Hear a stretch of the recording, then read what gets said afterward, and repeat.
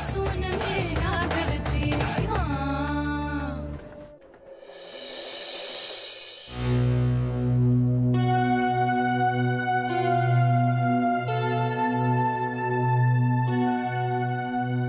बराच वेळ झाला ना. आज आरामात चाललाय आपला नाश्ता.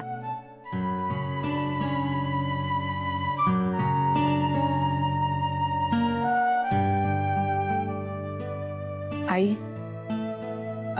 तुम्हीच जरा बघता. नको ग, श्री गेलाय ना.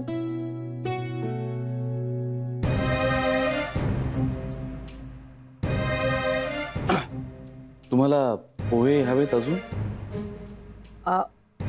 हो चालतील, खरं तर चालतील. थोडेच द्या पण.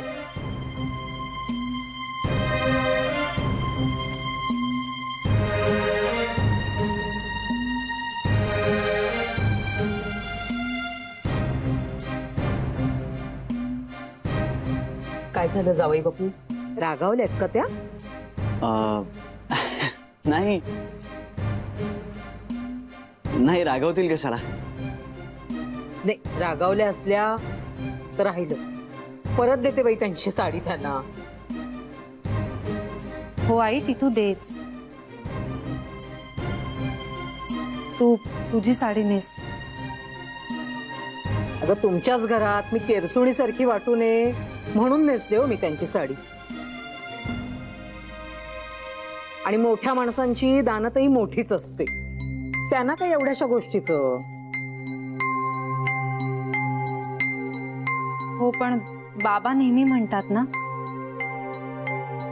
जे काही आपलं आहे त्यात समाधान मानावं. तुझ्या बाबांचं ना तू काही सांगू नकोस म्हणे समाधान मानावं. अरे पण समाधान मानण्यासारखं काही असलं तर ना. आणि समाधान मानायचं म्हणजे काही आपण हातपाय हलवायचंच नाही असं तर नाही ना.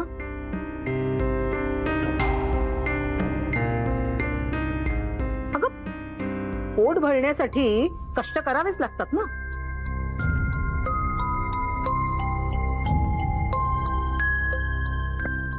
चल बाई चल, देऊन टाकते त्यांची साडी आणि मी नसते आपलं माझंच पोतेर. उगाच बेबी आहेत त्यांना राग यायला नको. नाही नाही, मला नाही आलेला राग.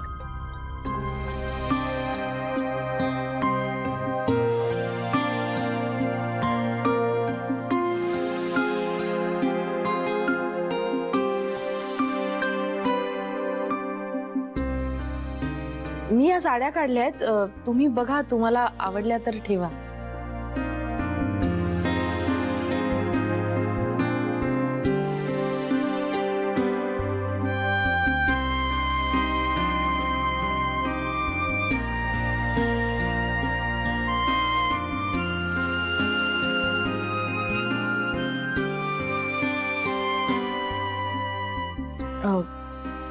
वहिनी चहा देतेस?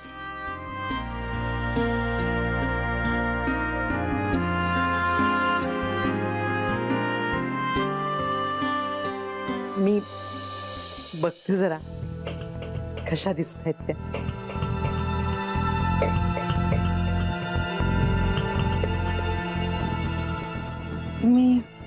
मी सुद्धा आले.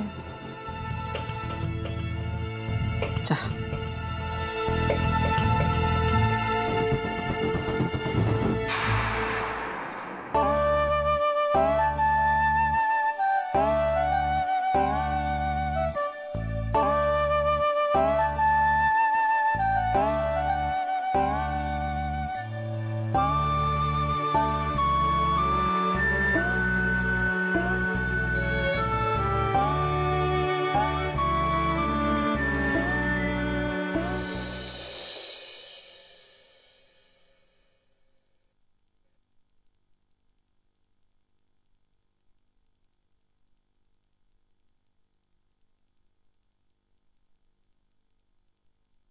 आई अगं काय चाललंय तुझं? कुठे काय? मग अशी का वागतेस तू? अरे काय वागतेय मी? काय वाईट वागले मी? आई तू बेबी आत्यांच्या कपाटाला का हात लावलास? साड्या बघायला. अगं पण कशाला त्यांच्या साड्यांना हात लावायचा आई? अगं फक्त बघितल्या मी, हातच लावला, काही चोरल्या नाहीत ना. आणि बिघडलं काय? आई अगं पण त्यांना कसं वाटेल? अरे त्यात काय वाटायचंय? आणि माझ्या अंगाला काही रोग नाही झालेला आहे. अगं त्यांच्याच घरात पोतेरं नेसून बसलेली वीण बरी दिसेल का? हे तूच सांग ना.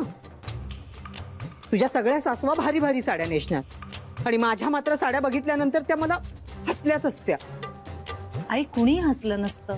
मग काय, विहिणीच्या अंगावर घरातल्या मोलकरणीपेक्षाही वाईट साडी बघून आनंद झाला असता का त्यांना? आई तू प्लीज अशी नको वागूस, अशी नको बोलूस. आम्हाला सवय आहे ग, पण ह्या सगळ्यांना काय वाटेल? कुणाला काही वाटत नाही तुला सोडून. आणि कुणाला जर काही एवढं वाटत असतं तर बेबी आत्यांनी मला ह्या 2 साड्या आणून दिल्या असत्या का? आई त्यांनी तुला साड्या वापरायला दिल्या म्हणजे त्यांना ते आवडलंय असं नाही होत. त्यांनी तुला साड्या वापरायला दिल्या तर तो त्यांच्या मनाचा मोठेपणा आहे. अगं मग तुझ्या मनाचा मोठेपणा दाखव ना. बाकी कुणालाही काही त्रास होत नाहीये, ती सगळी जण मजेत आहेत. फक्त तुला त्रास होतोय माझ्या इथे राहण्याचा. मी बघते ना, तूच मला दारात आल्यापासून बोलतेस. आई अगं पण मग तूच विचार कर, तू आल्यापासून कशी वागतेस याचा. अगं जवळच्या माणसांशी वागताना इतका कसला विचार करायचा? आणि तुला जर माझं वागणं इतकं खटकत असेल ना तर तूही काढ मला घराबाहेर, किंवा एखाद्या विहिरीत ढकलून दे ना मला. आई प्लीज मला समजून घे ना, मी हात जोडते तुझ्या पुढे. अगं बाई मीच हात जोडते तुझ्या समोर. कधी नव्हे ते माझ्या आयुष्यात 4 दिवस सुखाचे आलेले आहेत, त्यात तू आडवी येऊ नकोस. अगं तू राहतेसच राणी सारखी अगदी ऐशोआरामात. मग मी तशी राहिले तर तुझ्या डोळ्यात का खुपतंय? माझ्या डोळ्यांना काही खुपत नाही आई, पण हे सगळं बघून त्रास होतोय. आणि तुझं वागणं बरोबर नाहीये हे नक्की.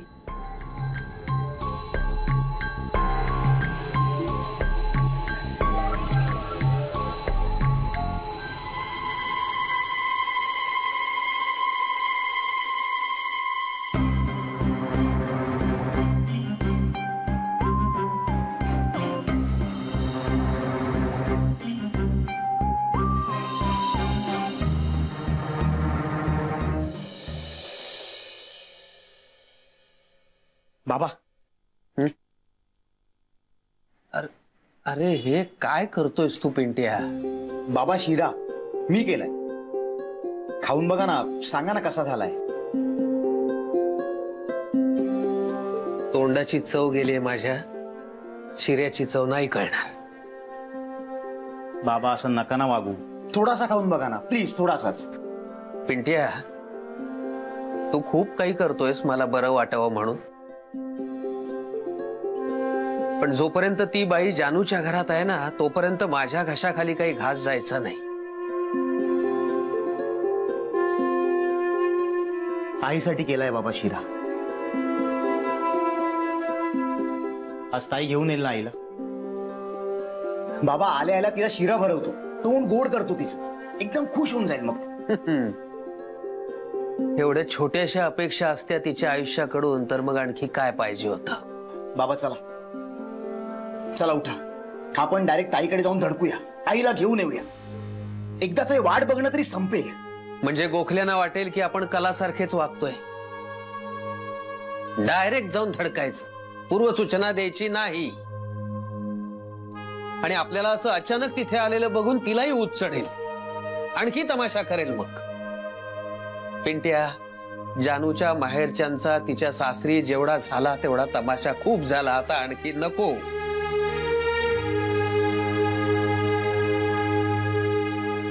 काय करायचं बाबा आपण?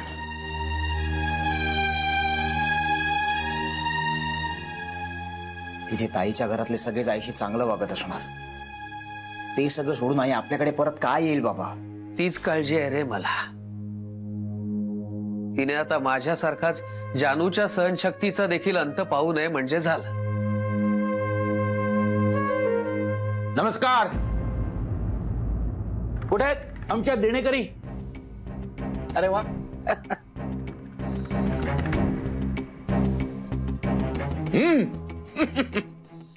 या शशिकला मॅडम, या या बाहेर या. मस्त झाला शिरा.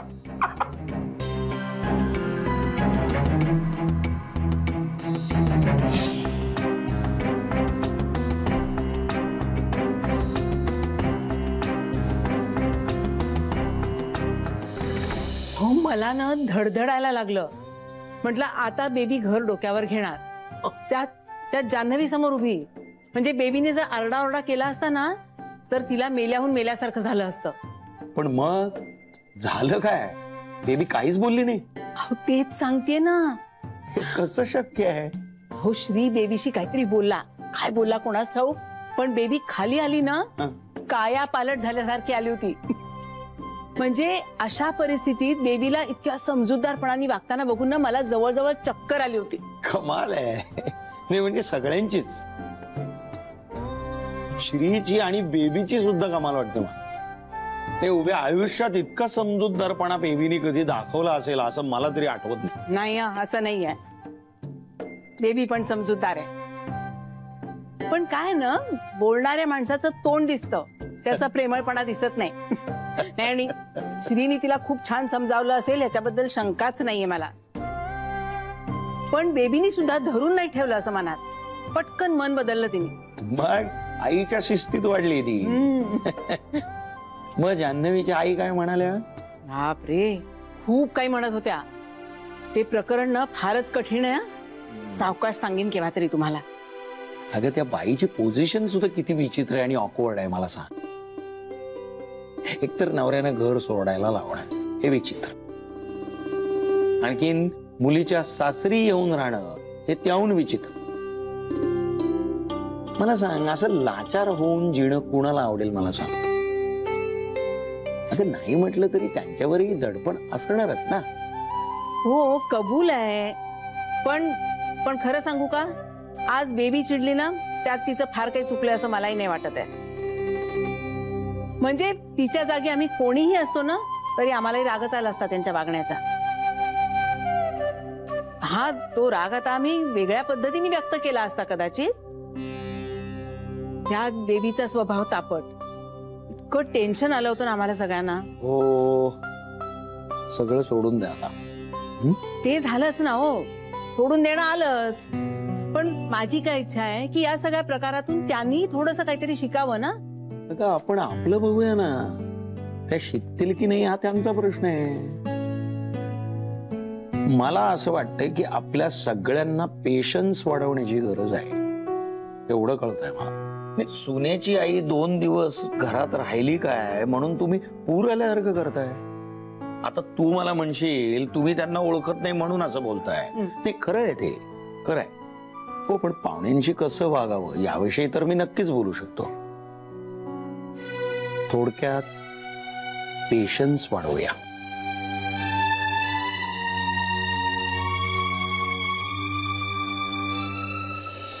एकंदरीत काय, शशिकलाबाईंनी माझ्याकडनं पैसे घेऊन पळ काढलाय.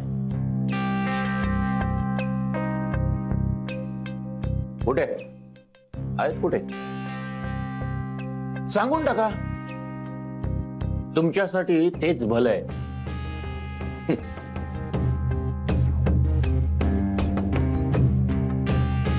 काय सहस्त्रबुद्धे. नाही मी जर जुळलो ना तर सूट, नाहीतर भूत आहे भूत. माझ्याशी लबाडी करू नका, सोडणार नाही आम्ही तुम्हाला. हे बघा आम्ही कसली लबाडी करत नाही आहोत. अहो पण तुमच्या अर्धांगिनीने केली आहे ना, म्हणजे तुम्ही त्यात वाटेकरी झालात. आपटे तिने जर माझ्या संमतीने पैसे घेतले असते ना तर तुमच्या बोलण्याला अर्थ होता. पण हे सगळं मला तुमच्याकडूनच कळलंय. त्याच्याशी माझा काय संबंध? मान्य आहे, मान्य आहे.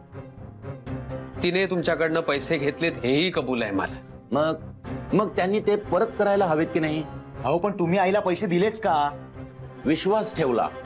आपटे विश्वास काही नाही. तुम्हाला असं वाटलं होतं की तुमचं आणि ताई. पिंट्या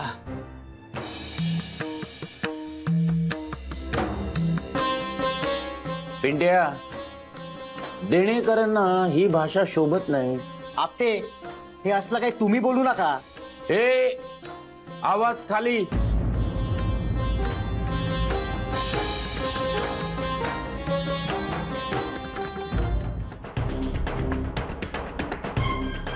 तुझ्या आईला मी पैसे दिलेत. त्यामुळे या अशा वरच्या आवाजात माझ्याशी बोलायचं नाही, नाहीतर पैसे परत कर. तुझी आई माझे पैसे घेऊन पळून गेली आहे. माझ्या आईला काहीही बोलायची गरज नाहीये, ती पळून गेलेली नाहीये.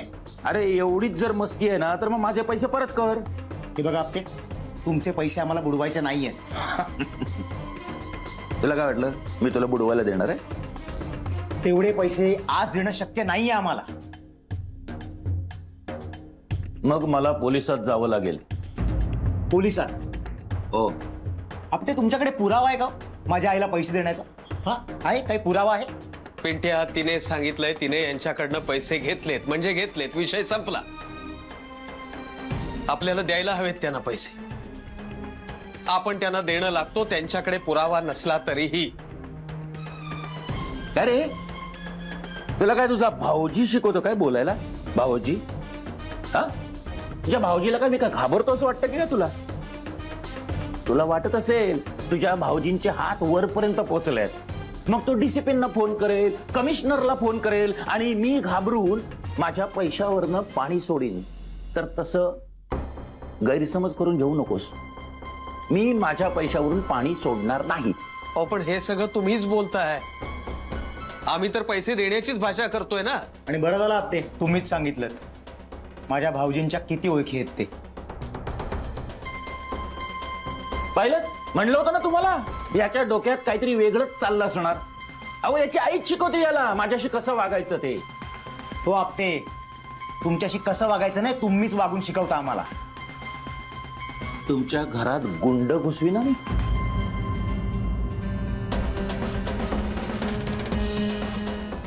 हे बघा आपटे, तुम्ही पोलिसात गेलात काय किंवा गुंडांकडे गेलात काय, आम्ही तुमचे पैसे देणं लागतो हे मान्य आहे मला.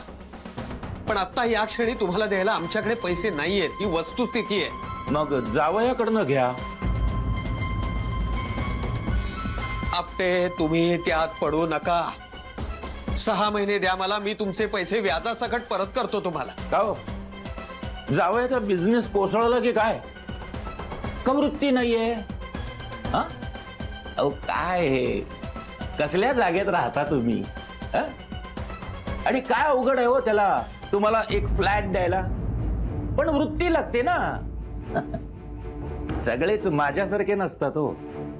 ते एका अर्थी बरंच आहे.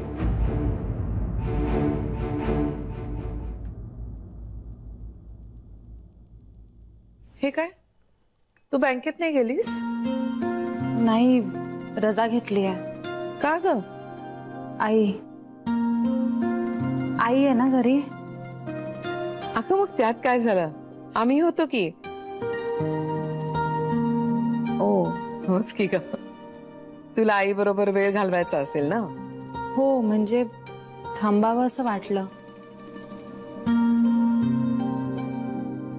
आईजी, मला जरा बोलायचं होतं. काय ग? म्हणजे खरं तर माफी मागायची होती. कशाबद्दल? आईने त्यांची साडी नेसायला नको होती. जानवी, आपल्या हातात नसलेल्या गोष्टींबद्दल आपण जास्त विचार करू नये. नाही, पण मी तिला समजवण्याचा प्रयत्न करतेय. नेहमी नाही वागत ती अशी. आता ती जरा स्ट्रेस मध्ये आहे म्हणून. आम्ही समजू शकतो जानवी. पण मी ना सांगते तिला, तशी जाईलच ती आज उद्यामध्ये. अगं राहू दे ना त्यांना हवे तितके दिवस. थोडा जागा बदलही माणसाला शांतता देऊन जातो. नाही, नको आईची. माझी आई या सगळ्यात म्हणजे आपल्या घरात नाही बसत. आज जे काही झालं त्याबद्दल तिच्या वतीने मी माफी मागते. तिने असं करायला नको होतं. अगं जानवी, व्यक्ती तितक्या प्रकृती, स्वभाव असतो एकेकाचा. एकदा नातं ऍक्सेप्ट केलं ना की माणूसही ऍक्सेप्ट करायचा. आता माझी मुलगी किंवा सून अशा स्वभावाची असती तर आम्ही ऍक्सेप्ट केलंच असतं ना तिला. ती आहे तशी. तू नको मनाला लावून घेऊस, राहू दे त्यांना. तुझ्या आई बाबांचे वाद मिटले ना की मग जातील. जानू, जरा चल, मला तुझ्याशी बोलायचं. हो आई, आले. अगं लगेच चल, आत्ता बोलायचंय. जा, आपण बोलू नंतर. चल चल लगेच चल, आत्ता बोलायचंय, लगेच ये.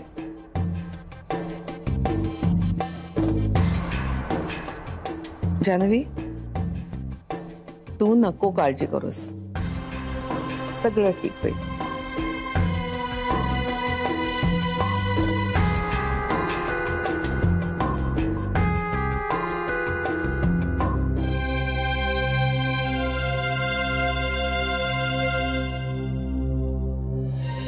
मग कधी देताय पैसे? माझं सांगून झालंय. ते मान्य नाहीये मला. मग तुम्हाला योग्य वाटेल ते तुम्ही करा. हे बघा, नाहीतर मला तुमचं सामान उचलून घेऊन जावं लागेल. तुम्हाला बरं वाटत असेल तर तसंही करा. हो, शस्त्रबुद्धी. मी काय डोक्यावर पडलोय का? हा? आणि सामान आहे काय हो तुमचं?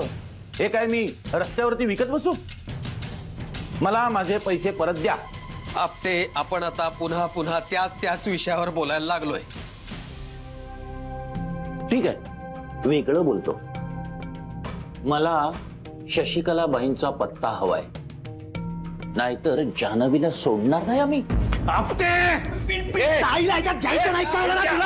आधीच सांगून ठेवतोय. काय करतोयस तू? नाहीतर काय बाबा, काही बोलतोय माणूस.